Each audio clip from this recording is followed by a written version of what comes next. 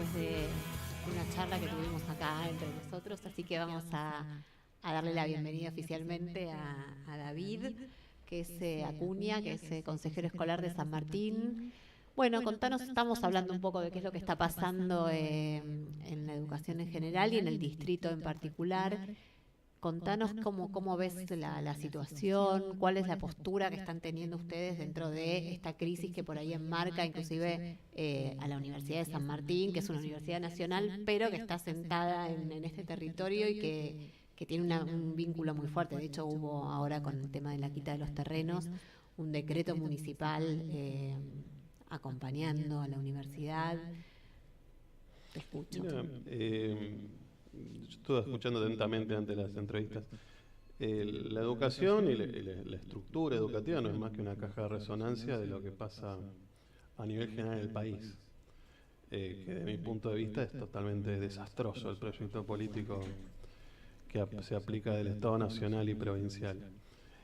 En ese sentido, vos vas a ver que la crisis que involucra despidos, sectores poblacionales que acceden a la alimentación cada vez en forma más deficitaria, eso se replica en los colegios, ¿no? Los chicos vienen con hambre, se nota, o sea, se nota los días lunes particularmente, Claro. porque quieren comer más, quieren repetir. De vuelta, los establecimientos educativos empiezan a ser considerados como un espacio de contención social, cuando no deberían serlo, cuando deberían serlo de promoción de derechos, ¿no? Un lugar de pensar pedagógicamente y políticamente la transformación de un país. Empiezan a ser vistos como el lugar donde, ¿qué hago con mis chicos? Los mando a comer ahí, bueno. Y bueno, y la verdad que la estructura educativa, en cuanto a infraestructura, está menos 10, como te decía, Claro. fuera de aire. Y no desde ahora, sino que bueno, tiene todo un trayecto y que tiene que ver, en este caso, se enfatiza con el gobierno provincial por una voluntad política de no ponerle en la agenda de prioridades, digamos, o por lo menos desde mi visión, ¿no? Y con el tema del presupuesto, ¿no? Que no, supongo que hay un presupuesto que es provincial y el municipio, ustedes manejan también un presupuesto. ¿Es suficiente? Sé que hay, por ejemplo, en todo lo que tiene que ver con política universitaria, que está subejecutado. Hay dinero que no se usa. ¿Qué sucede a un nivel más pequeño? Animal más pequeño. El tema es así, hay la erogación de fondos, digamos, en un distrito, San Martín como en cualquier otro, tiene dos patas. Una que es el consejo escolar, que lleva adelante arreglos de infraestructura, ¿no? Menores, no puede llevar adelante obras de envergadura. Tiene a cargo todo lo que es, por ejemplo, licitación y control sobre comedores escolares, gobierna también sobre todo el personal auxiliar, no docente, digamos, y es el contralor también de los docentes. Y hay otra parte de fondos que llegan de la provincia vía municipio, que en estos días, a quien estuvo viendo los medios, salió a la luz como el fondo sojero, ¿no? Desde las retenciones del campo, parte de esas retenciones se van a un fondo que después se aplicaban a la parte de educación y cultura. Bueno, parte de eso llega al municipio. El problema es que si vos bajas las retenciones, bajan los fondos. Y la aplicación de esas obras públicas llevadas adelante por los municipios se ve afectada. Y eso implica menos jardines, menos reparación de colegios. Entonces, por un lado, hay una clara exigencia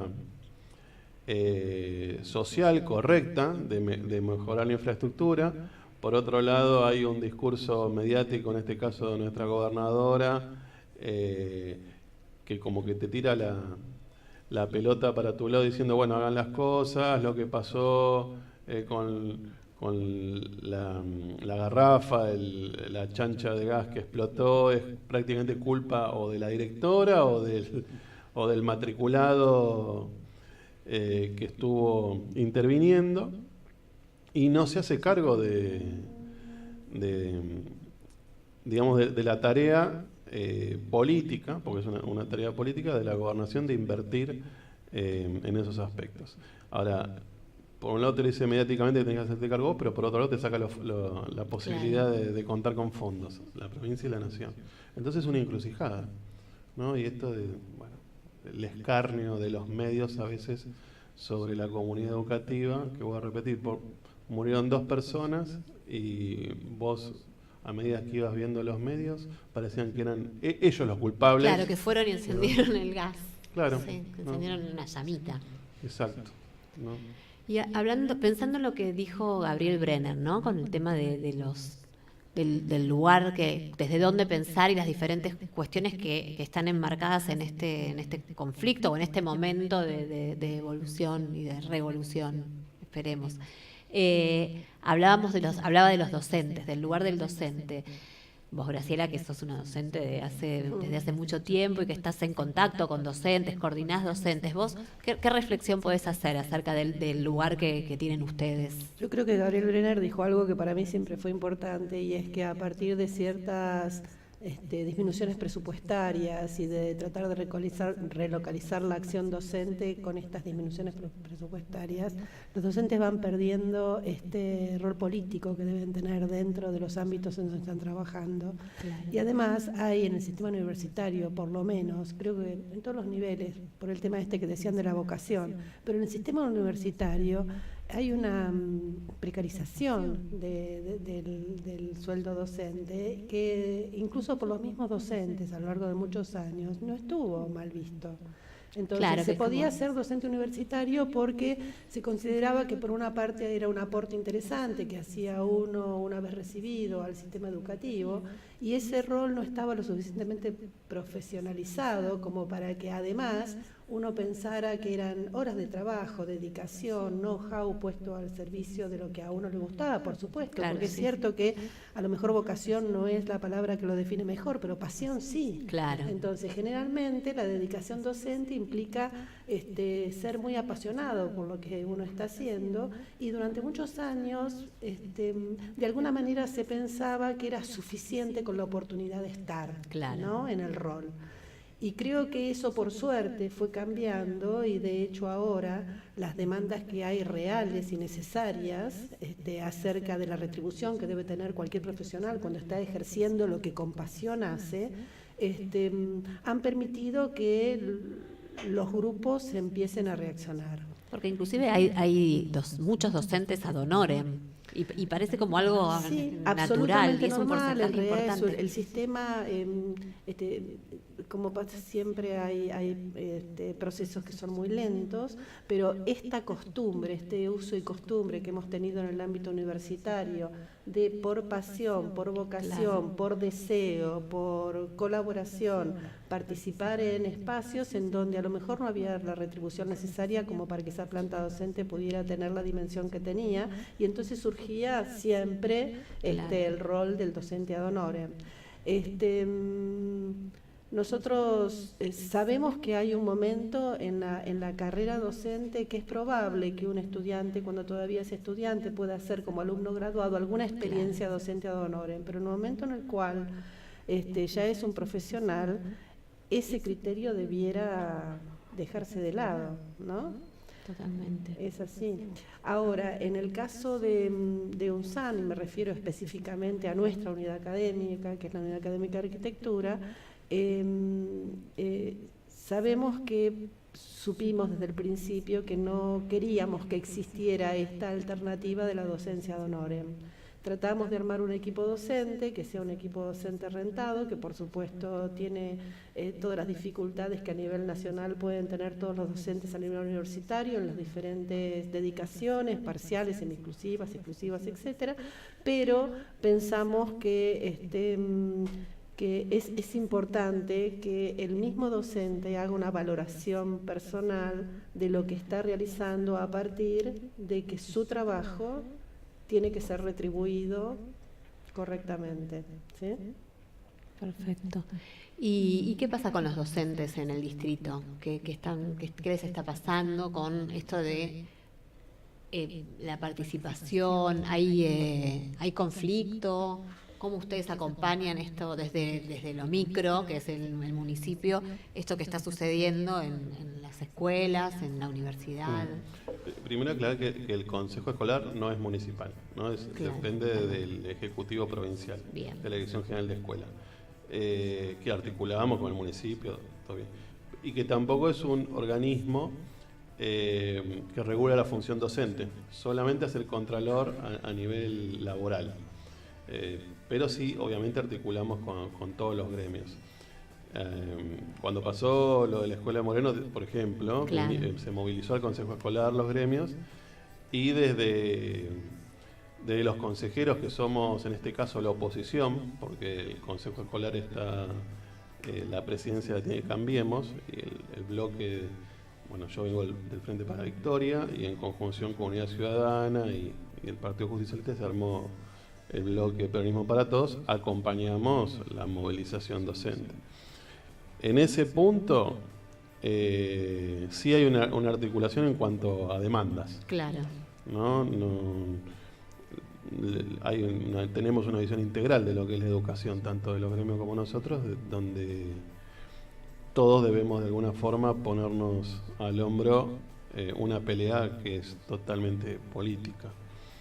Y que si no se hace organizadamente no se va a lograr nada. Y que trasciende también a la comunidad docente. Debe ser visto como fue lo de la UNSAN, que lo tomó la comunidad de San Martín. Bueno, la comunidad educativa es mucho más amplia que los trabajadores de la educación y los alumnos. Son sus padres, el entorno, todo lo productivo que se mueve alrededor de la educación, porque a veces no se ve esa dimensión, que es una cuestión económica y productiva alrededor de la educación, que genera un movimiento económico importante. Y más en San Martín también, donde en algún momento fue capital de la industria. Si uno entra por la calle, por la avenida 25 de Mayo, veía el cartel, no sé si está ahora, no recuerdo. Creo que sí, ¿no? Bienvenidos a la capital de la industria. Capital de la industria, sí. de la industria pyme, ¿no? Y cada vez hay más cierres de comercios, de fábricas, de industria, y eso también perjudica, porque muchos de los alumnos que salían de las escuelas técnicas o la UNSAN, que es una universidad pensada en una inserción del territorio y para pensar el territorio en forma integral, también se ve afectada, ¿no? No hay un desarrollo posible y estratégico de la educación si no está pensado en términos integrales con el desarrollo de la sociedad en sí misma. Graciela, y pensando en esto de la inserción, en un momento cuando hablaba Guillermo Malika del tema de la quita de los terrenos, ahí uno de los proyectos que había era, además de la escuela secundaria, el laboratorio que había en cuestión, es verdad, que están todavía, por suerte, y esperemos que lleguen a ser realidades. Está el laboratorio del Vía Lab, ¿no? Sí. Que sería súper interesante que lo contaras, porque hay cosas que, por más que se publiquen, no siempre les llegan a todo el mundo, y hay proyectos muy interesantes de vinculación con el medio y con la realidad. Bueno, recién cuando David hablaba de las pymes y de la situación, así la característica industrial que tiene la San Martín, nosotros pensamos relacionar en un momento, y de hecho presentamos una investigación en su momento con Roberto Busnelli, que fue quien condujo este proceso, a CONICET. Bueno, tuvimos una adjudicación para desarrollar esta investigación y acabamos de hacer un relevamiento por todas las industrias de San Martín para ver cómo son sus residuos sólidos no tóxicos, con el objetivo de clasificarlos, analizarlos. Trabajamos mucho nosotros con el Instituto Sábato, sobre todo con ingenieros egresados del Sábato que trabajan en materiales, y analizando esos productos podemos llegar a definir cuántos de ellos, que son en definitiva residuos, pueden ser nuevamente componentes para la construcción, ya fuera por componentes en partes o si no como elementos a ser utilizados.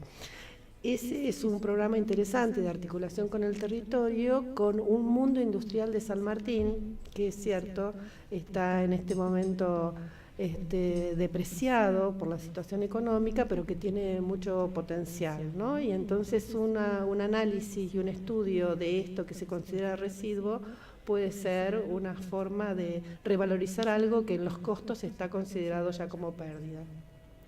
Y en el caso de la vivienda, pensamos mucho en el hábitat social, en el hábitat que tiene que ser para todos, para el alcance de todo aquel que necesite tener un hábitat digno, ¿no?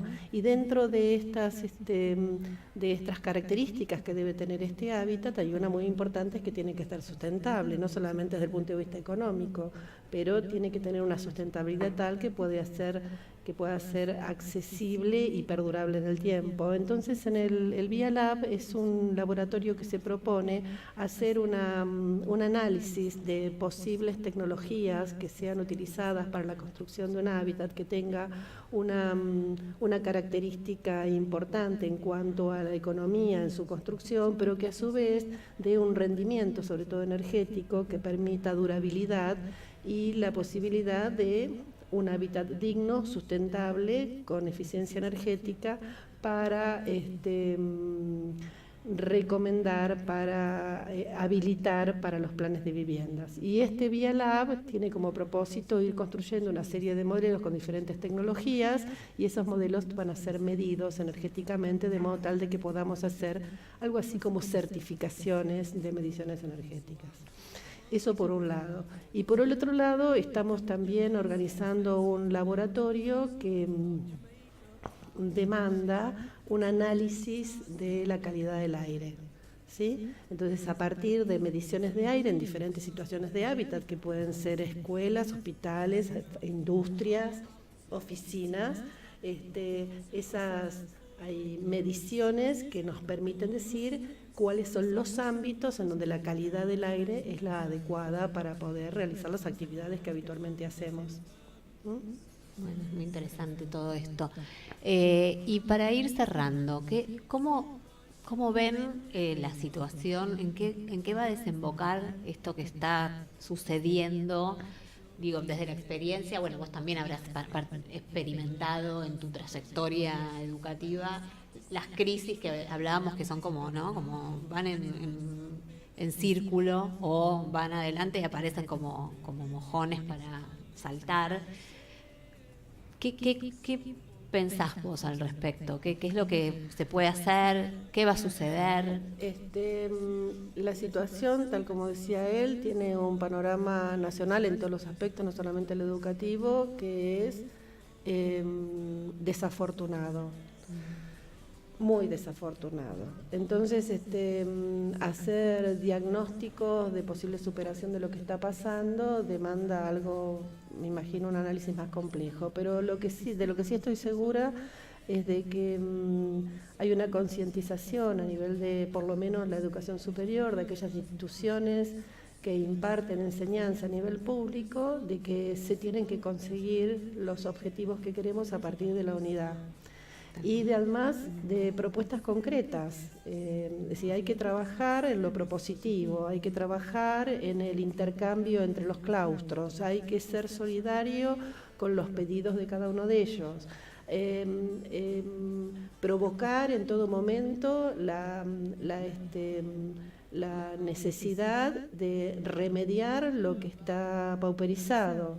Es decir, creo que la situación es compleja, pero que naturalmente la política pública hace la asignación de la asignación de recursos de acuerdo a las ideologías, de modo que creo que en una reestructuración de esas vías de asignación de recursos, debiéramos pensar que hay situaciones en las cuales algunos de los dineros que en este momento, de los fondos que están utilizados para algunos objetivos, debieran estar diversificados hacia los que creemos que son más justos para lo social, ¿no?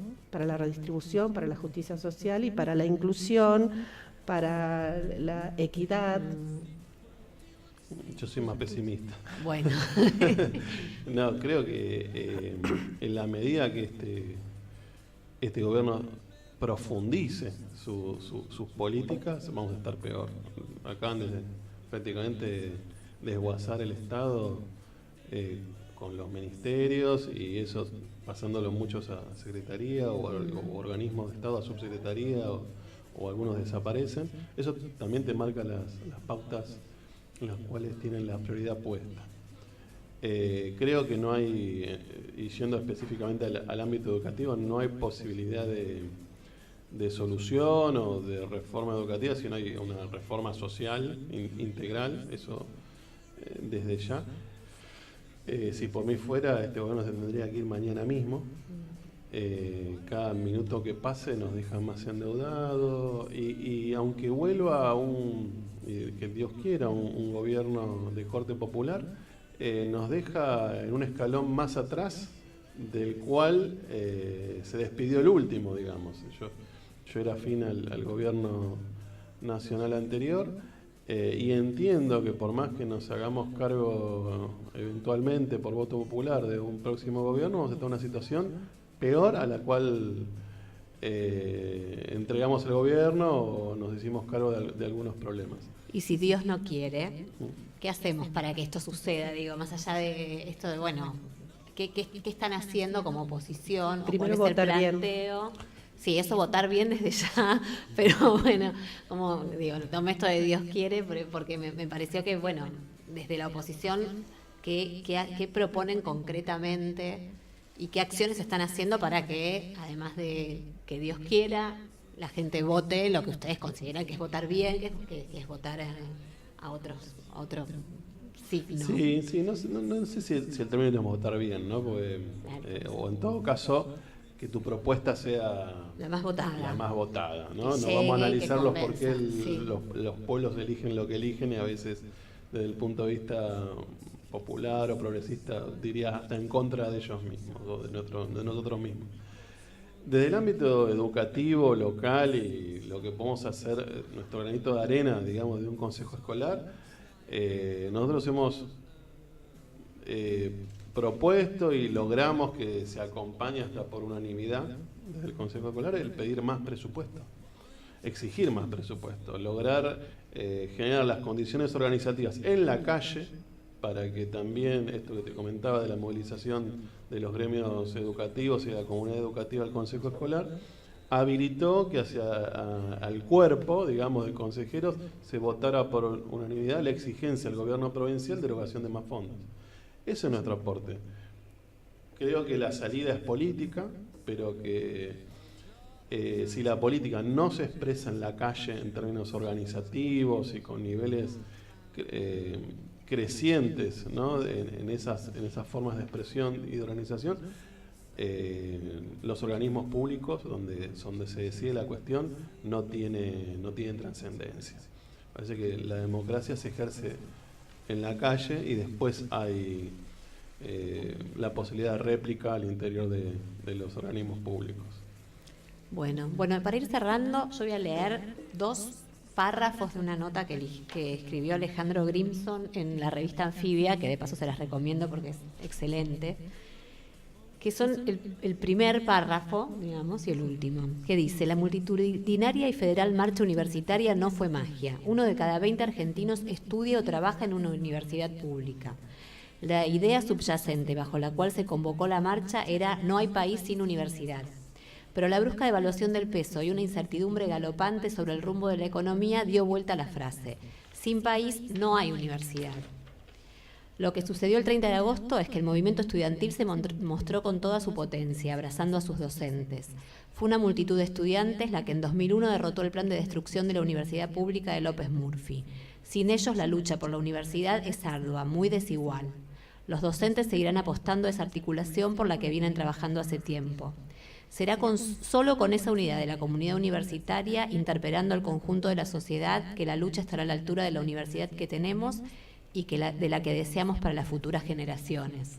Me parece que esto era un poco lo que estuvimos hablando, ¿no?, todo el tiempo, esto de pensar lo que sucede, de unirnos, de participar, de movilizarnos y también, creo yo, de contar lo que se hace y lo que produce la universidad pública, que a veces está como muy teñida de desconocimiento por parte de los que no asisten o que no tienen hijos o gente que está ahí, y con esto de que sostienen con los impuestos.